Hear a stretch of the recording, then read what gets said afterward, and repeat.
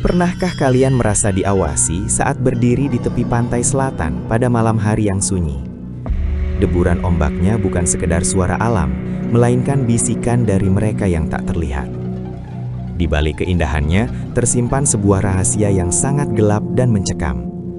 Konon, ada ritual-ritual yang telah dilarang namun tetap dilakukan secara sembunyi-sembunyi oleh segelintir orang. Mereka berani menantang maut demi sebuah permintaan yang tak masuk akal. Apa sebenarnya yang mereka sembunyikan di bawah gulungan ombak hijau yang legendaris itu? Halo semuanya, selamat datang kembali di kanal kita yang akan membawa kalian menyelami misteri terdalam Nusantara. Kali ini, kita akan membahas sisi lain dari pesisir selatan Jawa yang jarang berani dibicarakan secara terbuka. Kita akan mengungkap fakta-fakta tentang ritual terlarang yang konon masih bertahan hingga detik ini di tengah modernitas. Pastikan kalian duduk dengan nyaman, karena perjalanan ini mungkin akan membuat bulu kuduk kalian berdiri. Mari kita mulai penelusuran rahasia kelam pantai selatan yang selama ini tersimpan rapat. Pantai selatan bukan sekedar destinasi wisata, melainkan pusat energi mistis yang diakui secara turun-temurun oleh masyarakat Jawa. Luasnya samudera ini menyimpan banyak titik yang dianggap sebagai gerbang menuju dimensi lain yang tak kasat mata. Banyak orang datang ke sini bukan untuk berlibur, melainkan untuk mencari sesuatu yang bersifat supranatural. Keheningan di sini seringkali terasa berat, seolah udara dipenuhi oleh kehadiran entitas yang sangat kuat. Inilah awal mula dari segala mitos dan kenyataan pahit yang terjadi di sepanjang garis pantainya. Beberapa warga lokal yang tinggal di pesisir mengaku sering melihat bayangan-bayangan aneh di tengah malam tanpa cahaya. Mereka berbicara dalam bisikan tentang ritual yang dilakukan saat bulan mati atau pada malam-malam keramat tertentu. Ritual ini bukanlah ritual biasa yang melibatkan doa keselamatan, melainkan sesuatu yang jauh lebih gelap dan menuntut pengorbanan. Meskipun secara resmi dilarang, praktik ini tetap ada di bawah radar, dilakukan di ceruk-ceruk tebing yang sulit dijangkau. Warga lebih memilih diam daripada harus berurusan dengan kekuatan yang mereka sendiri takuti. Mereka tahu betul bahwa melanggar keheningan bisa berakibat fatal bagi keselamatan mereka. Salah satu bentuk ritual yang paling sering dibicarakan adalah pemberian sesajen khusus di lokasi-lokasi tersembunyi. Sesajen ini bukanlah bunga mawar atau kemenyan biasa, melainkan benda-benda yang melambangkan perjanjian tertentu. Seringkali ditemukan kain kafan kecil, foto seseorang, atau bahkan sisa-sisa hewan yang dikorbankan secara tidak wajar. Lokasi ritual ini biasanya berada di gua-gua pinggir pantai yang hanya muncul saat air laut sedang surut. Di sana, suasana terasa sangat dingin dan menyesakan, seolah oksigen dihisap keluar oleh kekuatan yang haus akan persembahan. Jejak-jejak ini adalah bukti nyata bahwa tradisi gelap ini belum benar-benar punah. Aroma kemenyan yang tajam seringkali tercium secara tiba-tiba di tengah hembusan angin laut yang asin dan dingin. Bau ini menjadi pertanda bahwa seseorang sedang melakukan komunikasi dengan entitas penunggu laut di sekitar area tersebut. Bagi mereka yang paham, bau ini adalah peringatan keras untuk segera meninggalkan tempat itu sebelum terlambat. Ritual ini seringkali melibatkan pembacaan mantra-mantra kuno yang tidak lagi dipahami oleh generasi masa kini. Suara gumaman yang rendah dan berulang-ulang menciptakan resonansi yang membuat jantung berdegup lebih kencang dari biasanya. Kegelapan seolah menjadi hidup, menari-nari di sela-sela bebatuan karang yang tajam. Pantai selatan juga sangat identik dengan larangan keras mengenakan pakaian berwarna hijau bagi siapapun yang berkunjung. Mitos ini berakar dari kepercayaan bahwa warna hijau adalah warna kesukaan sang penguasa Laut Selatan yang legendaris. Namun, dalam ritual terlarang, warna hijau justru digunakan sebagai pemanggil perhatian agar permintaan sang pelaku segera didengar.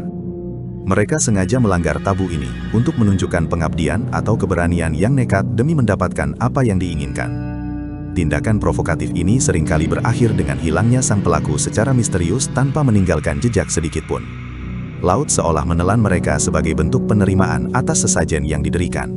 Ada laporan mengenai sekelompok orang yang terlihat berjalan tanpa suara menuju bibir pantai pada pukul 3 dini hari.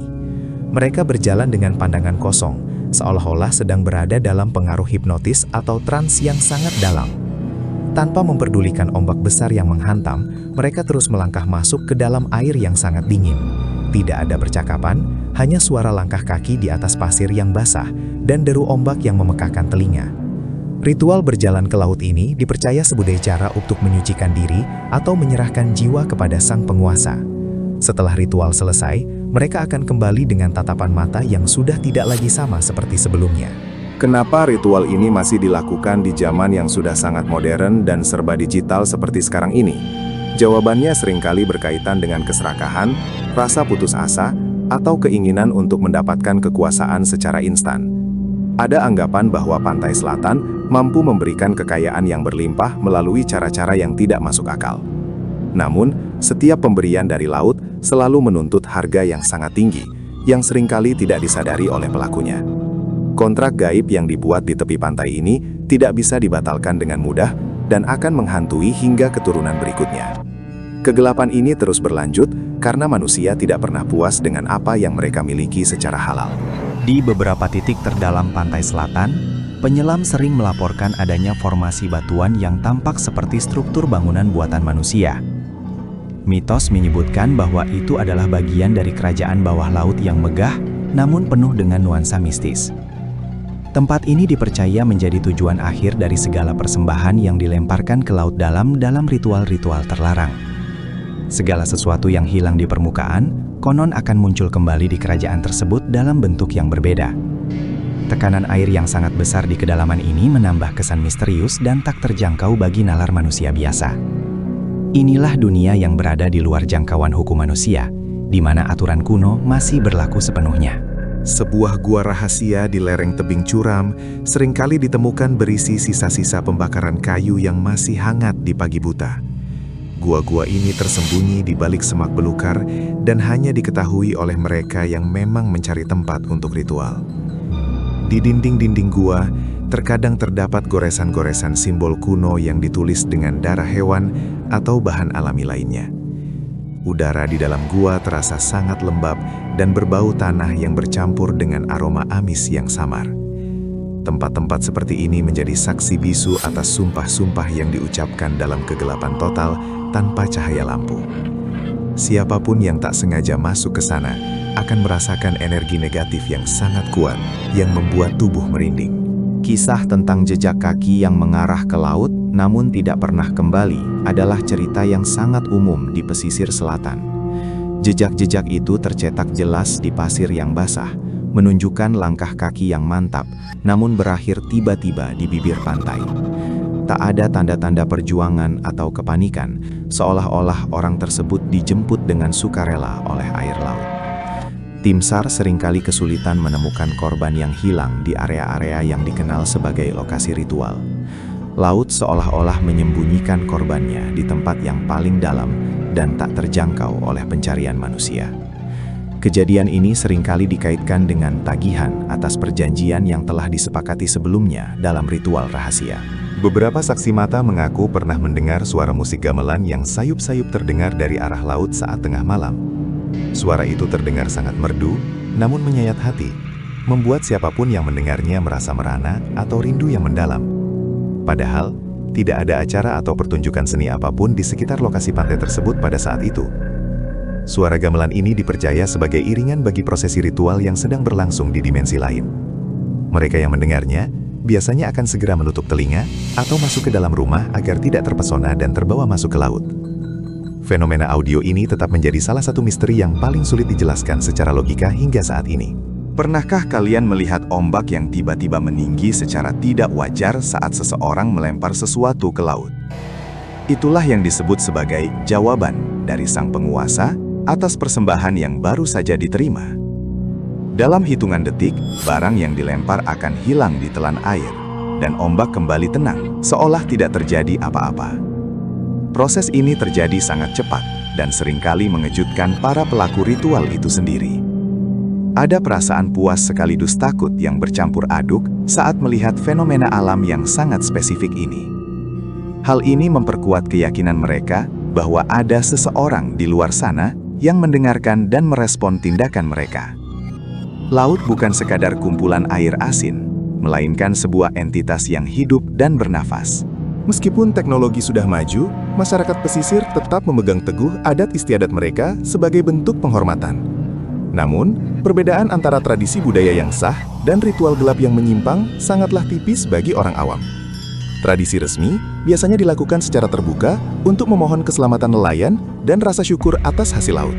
Sementara itu, ritual terlarang dilakukan secara sembunyi-sembunyi, penuh kerahasiaan, dan seringkali merugikan orang lain. Perang batin antara logika modern dan ketakutan akan kekuatan kuno selalu mewarnai kehidupan sehari-hari di sini. Di pantai selatan, kita diingatkan bahwa ada kekuatan yang jauh lebih besar dari sekedar ego manusia yang rapuh. Sebuah kuil tua yang sudah terbengkalai di atas bukit seringkali menjadi saksi bisu dari praktek-praktik ini. Bangunan itu kini tertutup oleh akar-akar pohon besar dan lumut hijau yang tebal, menambah kesan angker yang sangat kuat. Disinilah konon para tetua di masa lalu memberikan bimbingan bagi mereka yang ingin melakukan perjalanan ke Laut Selatan. Sekarang, tempat ini dianggap terkutuk dan warga lokal jarang sekali ada yang berani mendekatinya, terutama setelah matahari terbenam. Hawa dingin yang memancar dari reruntuhan bangunan ini terasa seperti menusuk hingga ke tulang sumsum. Banyak yang percaya bahwa arwah para pelaku ritual yang gagal masih terjebak di sekitar reruntuhan kuil kuno tersebut. Kabut tebal yang tiba-tiba muncul dan menyelimuti bibir pantai seringkali menandai dimulainya sebuah fenomena mistis. Dalam kabut tersebut, jarak pandang menjadi sangat terbatas, dan suara-suara di sekitar terdengar seperti datang dari kejauhan yang sangat jauh. Orang-orang yang terjebak dalam kabut ini sering melaporkan melihat penampakan kereta kencana yang terbang di atas ombak. Meskipun terdengar mustahil, kesaksian ini muncul berkali-kali dari orang-orang yang berbeda di waktu yang juga berbeda. Kabut ini seolah menjadi tabir yang memisahkan dunia manusia dengan dunia gaib pantai selatan untuk sementara waktu. Jika kalian berada di sana saat kabut turun, disarankan untuk tetap diam dan tidak bergerak sedikit pun sampai kabut tersebut hilang. Ada sebuah kepercayaan bahwa mata air tawar yang muncul di pinggir pantai asin memiliki kekuatan penyembuh jika digunakan dalam ritual. Namun, dalam konteks ritual terlarang, mata air ini digunakan untuk mencuci benda-benda klinik agar memiliki kekuatan yang lebih dahsyat. Proses penyucian ini harus dilakukan tepat saat matahari tepat berada di atas kepala, di mana bayangan manusia hilang sejenak. Kesunyian yang tercipta saat tengah hari di pantai yang terik justru terasa lebih mencekam daripada malam hari. Setiap tetes air yang digunakan dianggap sebagai berkah dari penguasa samudra untuk memperlancar segala urusan duniawi yang gelap. Inilah ironi pantai selatan, di mana keindahan air bisa menjadi alat untuk maksud yang tidak suci. Keinginan manusia untuk mengontrol nasib seringkali membawa mereka ke tempat-tempat paling gelap, seperti pantai selatan. Mereka lupa bahwa laut tidak pernah bisa dikendalikan, dan kekuatan gaib selalu menuntut timbal balik yang setimpal. Pada akhirnya, semua ritual ini hanyalah manifestasi dari ketakutan dan ambisi manusia yang tidak pernah berakhir. Rahasia-rahasia ini akan tetap ada selama masih ada orang yang mencari jalan pintas dalam hidup mereka. Pantai Selatan akan terus menjadi penjaga rahasia tersebut, menyimpan setiap doa dan pengorbanan di dasar palungnya yang paling dalam. Misteri ini adalah pengingat bagi kita semua untuk selalu menghormati alam dan kekuatan yang melampaui pemahaman kita. Itulah penelusuran kita tentang ritual terlarang yang masih dilakukan secara diam-diam di pantai selatan. Apa pendapat kalian tentang fenomena ini? Apakah kalian memiliki pengalaman mistis serupa atau pernah melihat sesuatu yang tak masuk akal di pinggir laut? Tuliskan cerita kalian di kolom komentar agar kita bisa berdiskusi lebih lanjut tentang misteri Nusantara yang tak ada habisnya ini. Tetap waspada dan jangan pernah menantang hal-hal yang tidak kalian pahami sepenuhnya. Sampai jumpa di penelusuran misteri selanjutnya. Tetaplah penasaran dan selalu jaga keselamatan diri kalian dimanapun kalian berada.